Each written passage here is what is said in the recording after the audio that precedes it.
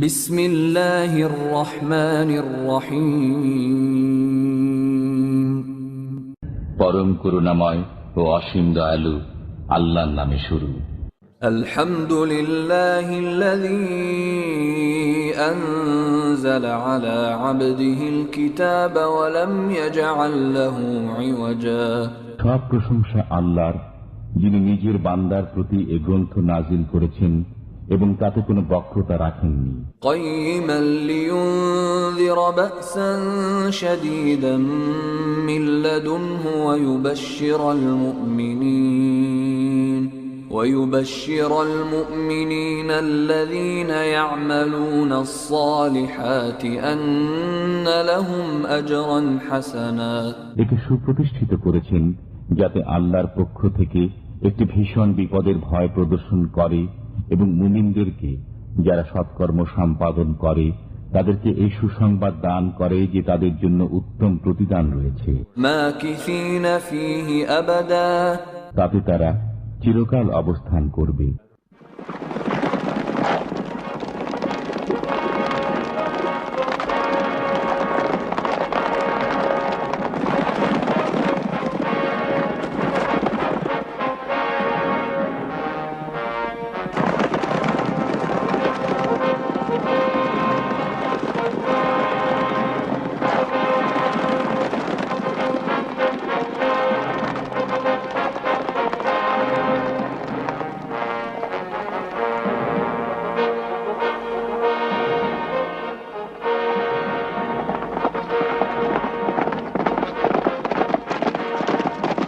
137 খ্রিস্টাব্দ।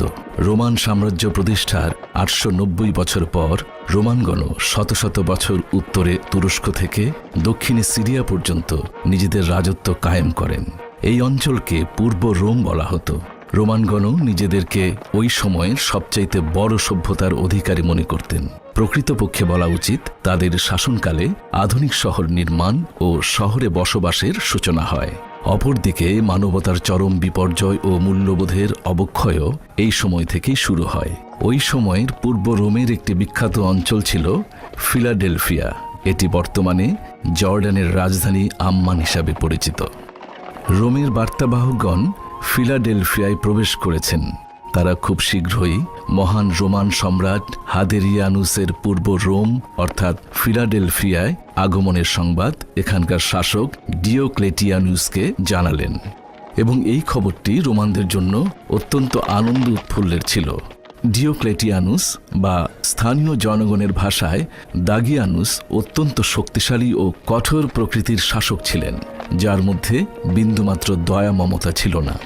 হযরত ঈসা ইবনে মারিয়ামের ঊর্ধ্বাকাশে গমনের পর মহান আল্লাহ তাআলার এই দিনের প্রচার প্রসার বৃদ্ধি হতে লাগল।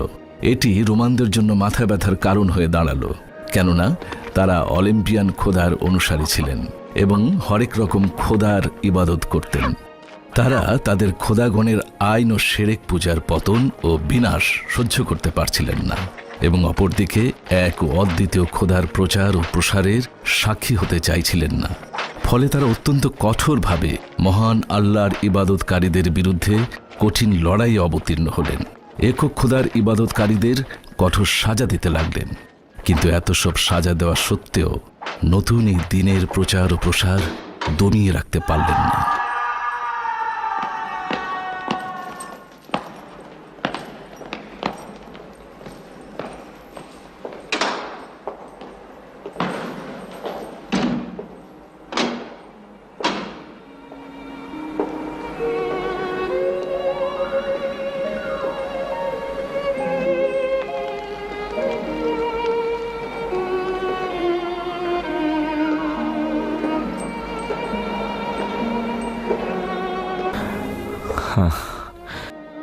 দেখ পলতুন, এটাই তোর জন্য সর্বশেষ সূর্যোদয়। সম্ভবত আগামীকালের সূর্যোদয় আর দেখতে পাবো না। আজকে সফরের সরঞ্জাম গুছিয়ে নিতে হবে। কিন্তু কোথায় সেই সফর? তোর পরওয়ারদিগারের রহমতের সান্নিধ্যে তার মানে এই দুশ্চিন্তার বেড়াজাল ছিন্ন করে তোর অনুগ্রহের কোলে ঠাঁই নেব। হে মেহেরবান দয়ালু, জানি তুমি মহানুভবতা দেখিয়েছ, এই তুচ্ছ বান্দাকে ক্ষমা করেছ, এই বেচারাকে তোমার রহমতের ছায়াতলে ঠাঁই দিয়েছ। আমি তো আসলে নিজেকে চিনি। এই সকল দয়ার প্রতিদানের লজ্জিত হওয়া ছাড়া আর কি করতে পারি? এখনো ঘুমাওনি পুলতুন?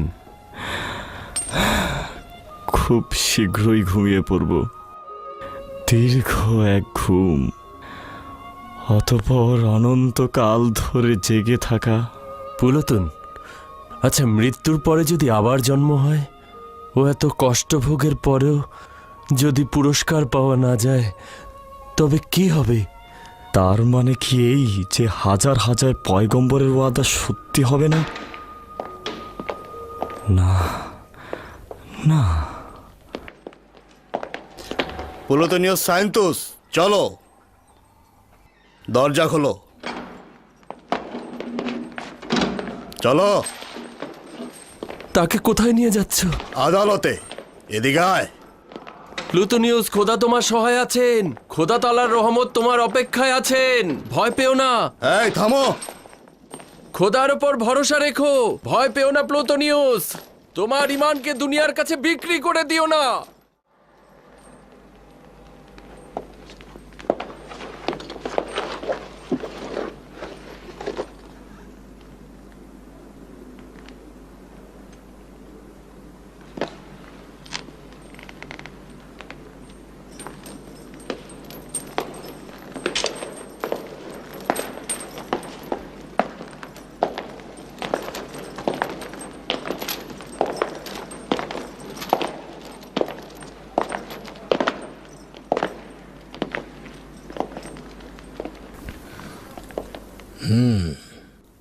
প্লুটোনিয়াস সায়েন্তুস।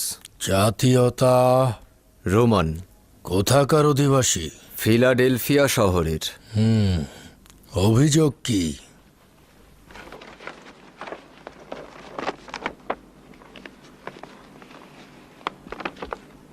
প্লুটোনিয়াস সায়েন্তুস, ওনার বিরুদ্ধে অভিযোগ হচ্ছে সে মহান সম্রাট হাদেরিয়ানুস ও অন্যান্য খোদাদের ভাস্কর্যের সম্মুখে তাজিম করেনি, এবং একই সাথে অভিযোগ হচ্ছে সে মহান সম্রাটের ভাস্কর্য ভাঙচুর করেছে।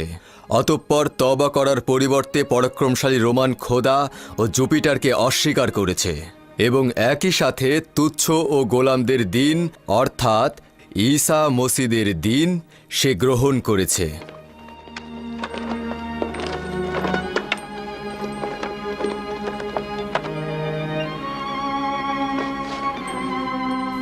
অভিযোগ সত্য? জি।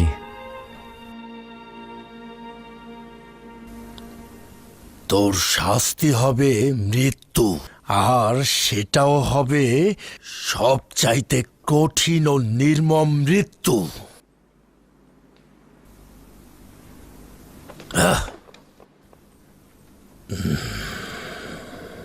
অর্থাৎ তোর মৃত্যু হবে আগুনে পুড়িয়ে মৃত্যু। শুনেছি তোদের মূল হর্তাকর্তা আদুনিয়া। যদি তার কোনো খবর আমাকে দিস, তবে তোর শাস্তি কিছুটা কমিয়ে দেওয়া হবে।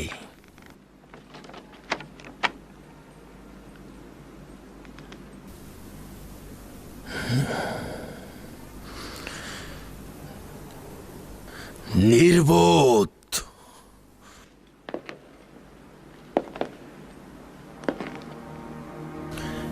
এই আদালত প্লুটোনিয়াস সায়েন্তুসকে মহামান্য সম্রাটের ভাস্কর্য ভাঙার অপরাধে অপরিচিত খোদার ইবাদত এবং মহামান্য সম্রাট হাদেরনিউসের বান্দাদের মধ্যে গোলযোগ তৈরির কারণে মৃত্যু পরোয়ানা জারি করছে। তোকে আজকে জোহরের সময় অপোলনের মন্দিরের নিকট পুড়িয়ে মারা হবে। ওকে নিয়ে যাও এখান থেকে।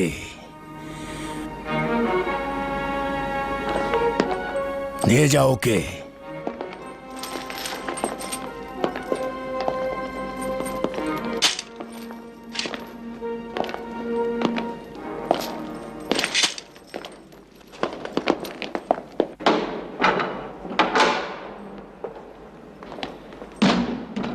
এই কারারক্ষী, এদিকে এসো, ওকে নিয়ে যাও।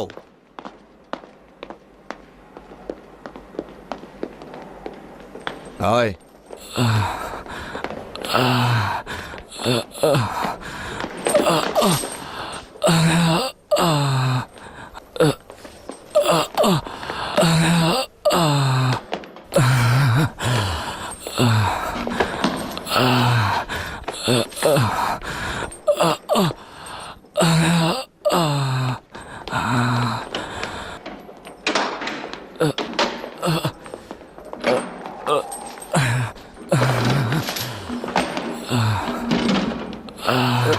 প্লুটোনিয়াস, তোমার ভাগ্যে কি হলো?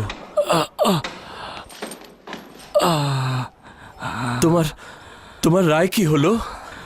আজ প্রজাপতির ন্যায় আগুনে পুড়ে মারা যাব।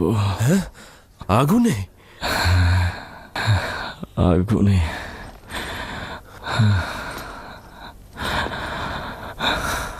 এটা তো সবচাইতে কঠিন শাস্তি। সম্রাটের ভাস্কর্য ভেঙে ফেলার অপরাধ সবচাইতে মন্দ গুণ আর সবচাইতে কঠিন শাস্তি। তাই বলে কি আগুনে পোড়াবে? তাতে কি পার্থক্য রয়েছে এদনান? অবশ্যই পার্থক্য রয়েছে। পূর্বে তো জেনাকারী, ব্যভিচারী ও জাদুকরকে আগুনে পুড়িয়ে মারা হতো, কিন্তু এখন তাওহীদে বিশ্বাসীদের পুড়িয়ে মারা হচ্ছে।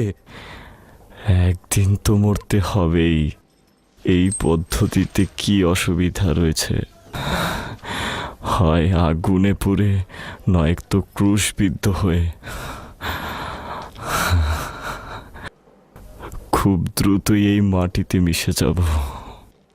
কি অবাক ব্যাপার! মাটি থেকেই জন্ম নিলাম, এই মাটি থেকেই খাবার সংগ্রহ করলাম, আবার সেই মাটিতেই মিশে যাব। কিন্তু ভয় হচ্ছে। তার মানে তুমি মরতে ভয় পাচ্ছ, তাই না? না, মৃত্যুকে আমি ভয় পাই না, পুনরায় জীবিত হওয়াকে আমি ভয় পাই। জানো, আমি গণনা করে দেখেছি, কয়েক হাজার দিন বেঁচে ছিলাম, কিন্তু এর মধ্যে জীবিত ছিলাম শুধুমাত্র 1 বছর। আদুনিয়ার সঙ্গে যেদিন মোলাকাত হলো, সেদিন থেকেই বাঁচতে শুরু করলাম। এর পূর্বে অসংখ্যবার খোদার সঙ্গে নাফরমানি করেছি, খোদার কাছে পানহা চাইছি এই হাত দ্বারা, এই চোখ দ্বারা, এই পা দ্বারা। অসংখ্য গুনাহ করেছি আমি। এই শেষ সময় জানি না খোদা আমাকে ক্ষমা করেছে কিনা। প্লুটন, চিন্তা করো না প্লুটন। তুমি এই সংক্ষিপ্ত সময়ে খোদা তাআলাকে সন্তুষ্ট করতে পেরেছ, এমনকি এখন নিজের জানের বিনিময়ে খোদা তাআলাকে সন্তুষ্ট করছো। তুমি পারবে না, দেখো আমি তোমাকে আমার হারিয়ে দেব। সাথে তুমি পারবে না। এই অযথা চেষ্টা করছো। পারবো না, দাঁড়াও, এখনই দেখাচ্ছি। পারবে না, তোমার কল্পনা। কি হলো? বাবা, কি হলো আমি গানু? মারা গেছি। এসো তোমাকে চুমু দেই। আমি দেখাচ্ছি মজা। আস্তে, পেরিন, এর তুমুদকে নিয়ে যাও। আমি একটা বৃদ্ধ মানুষ, কতবার আর মারা যাব। আস্তে, ঘরে মেহমান রয়েছে। জীবাণু, জি। আমি আর একটু খেলতে চাই। আমরা সকল পৃষ্ঠপোষকতা দিয়ে বঞ্চিতদের সাহায্য করব। নিঃসন্দেহে আপনি আপনার হেকমত ও বুদ্ধিমত্তা দিয়ে হজরত ঈসা মসিহের অনুসারীদের জন্য খুব ভালো একজন প্রহরী হবেন। দ্বিতীয়ত, আপনি ডিওক্লেটিয়ানুসের জামাতা ও একই সাথে বানু হেলেনের পতি দেবতা হিসেবে রাজমহলে আপনার আধিপত্য বিস্তার করতে অবশ্যই সক্ষম হবেন। আলী জনাবান, আলী জনাব, রাজমহল থেকে সেনা কর্মকর্তা এসেছে। বলছে যে ডাগিয়ানুসের পয়গাম এনেছে। আচ্ছা ঠিক আছে, ভেতরে নিয়ে এসো, যাও। জি। এখনো সঠিক উচ্চারণ করতে পারে না। ডিওক্লেটিয়ানুসকে বলে দাগিয়ানুস। শুভ সকাল আলী জনাব। শুভ সকাল জনাব ডিওক্লেটিয়ানুস আপনাদের সহ শহরের গণ্যমান্য ব্যক্তিদের রাজমহলে গুরুত্বপূর্ণ আলোচনার জন্য ডেকেছেন। ঠিক আছে। কোনো আদেশ রয়েছে? না, তুমি আসতে পারো। তার মানে কি এমন ঘটল? খুব দ্রুতই বোঝা যাবে। গালুস, আমার টমটম প্রস্তুত করো। জি। তোমরা রাজমহলের দিকে রওনা করো। আমি প্রথম সুযোগেই তোমাদের সঙ্গে মিলিত হব। চেষ্টা করবে যেন আমার অনুপস্থিতি বুঝতে না পারে।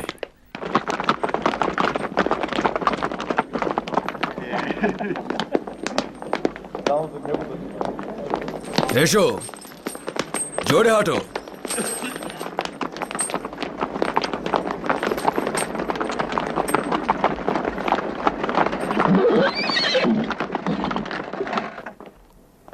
দরুদ আপনার উপরেও দরুদ। দেরি করলেন কেন? জানি না কেন ইয়াহুদি গণ্যমান্যদের খবর দেওয়া হলো। অবশ্যই গুরুত্বপূর্ণ কোনো বিষয় রয়েছে। দরুদ আলী জনাব। দরুদ আলী জনাব। দরুদ দরুদ জনাব ডিওক্লেটিয়ানুসের উপদেষ্টা মণ্ডলী। দরুদ আপনাদের। দরুদ বিচারপতি গায়ুস। ও জনাব বিচারপতি। দুঃখিত জনাব জুলিয়াস, আপনার সাথে আমার সামান্য কিছু কাজ রয়েছে। আসলে বেশ কিছু রায়ের বিবরণী পেশ করা প্রয়োজন।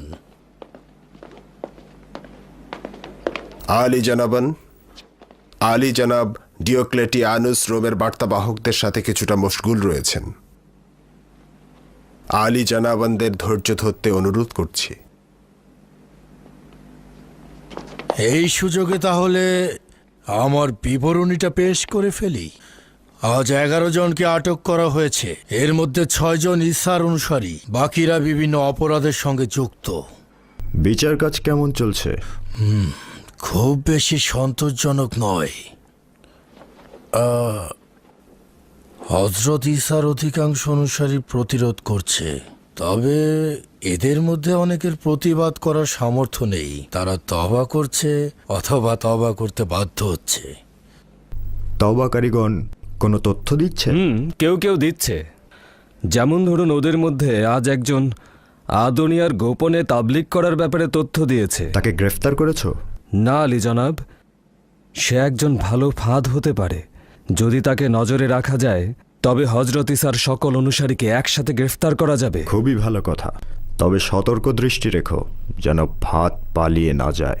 আর আমিও একজনকে তার দিকে নজর রাখতে বলবো। খোদা তাআলার উপর নিষ্ঠাবান থাকো। খোদা আমাদের সঙ্গে রয়েছে। আমাদের সালাম প্রিয় মওলা হযরত ঈসার নিকট পৌঁছে দিও। হ্যাঁ, পৌঁছে দিও। খোদা তোমার নিকট পানাহ চাইছি। সাহস রেখো, নিজের তালাশকে বৃথা যেতে দিও না। সাহস রেখো। খোদা আমাদের সঙ্গে রয়েছেন। খোদা আমাদের ফরিয়াদ কবুল করুন। তাকে নিও না, তাকে ছেড়ে দাও। বাধা দাও পুলুতুন, ছেড়ে দাও। ভয় পেও না পুলুতুন, খোদা তোমার সহায় রয়েছে। ভয় পেও না।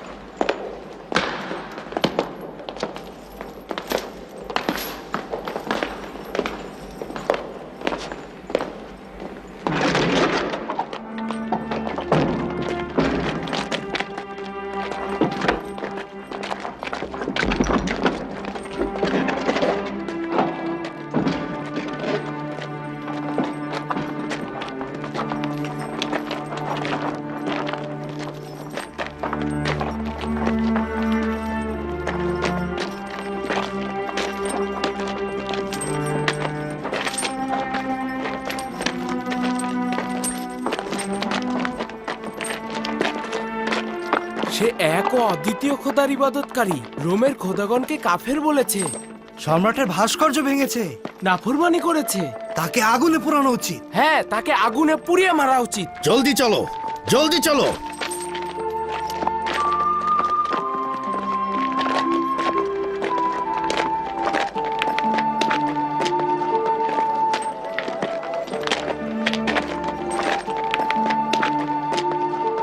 সরে যাও, এক পাশে সরে দাঁড়াও।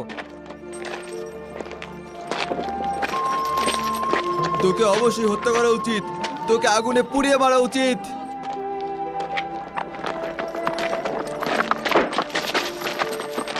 সরে যাও, একপাশে সরে দাঁড়াও। যেতে দাও, যাও, সরো,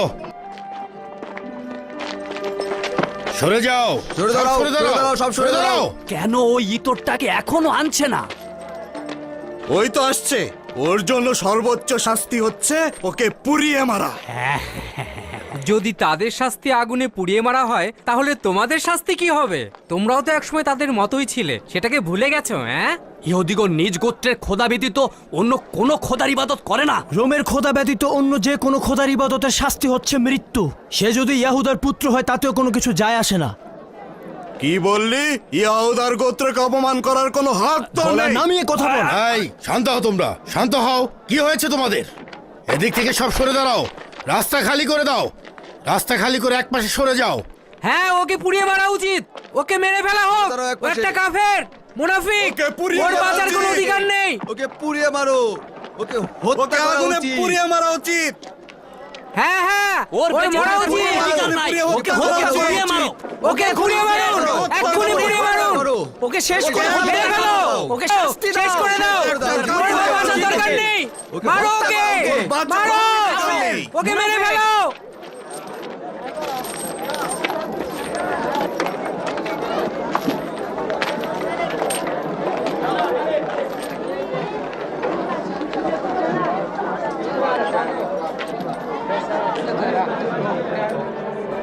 ও একজন খেয়ানতকারী।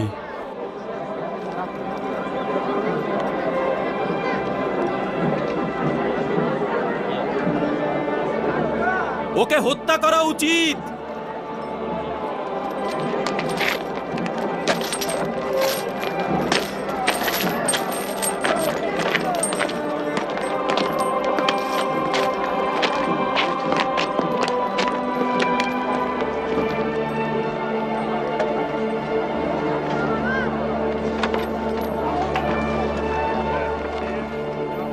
সরে দাঁড়াও, সরে দাঁড়াও, এক পাশে সরে দাঁড়াও, যেতে দাও।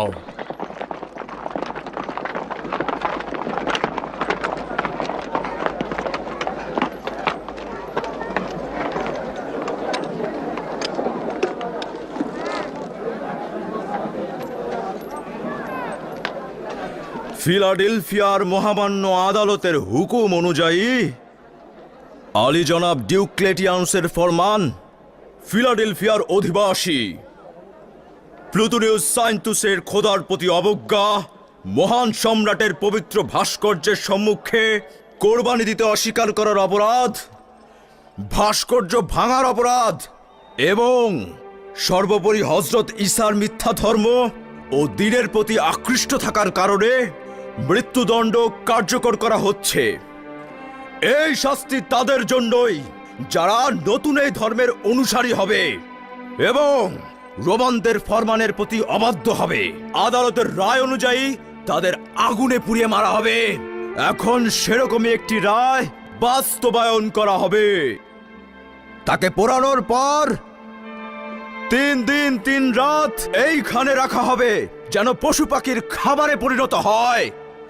যারা রোমের শক্তিশালী খোদা ও মহামান্য সম্রাটের পবিত্র আইন মেনে চলবে না এবং হযরত ঈসার মিথ্যা দিনের পথে চলবে, তাদের জন্য এই মৃত্যু দৃষ্টান্তমূলক শিক্ষা হবে। মেরে ফেলো ওকে, ওকে মেরে ফেলো, ওকে আগুনে পুড়িয়ে মারো, ওকে মেরে ফেলো উচিত, ওকে পুড়িয়ে মারো, ওকে কাফিরকে মেরে ফেলো, ও জঘন্য কাজ করেছে, ওকে মেরে ফেলো, ওর শাস্তি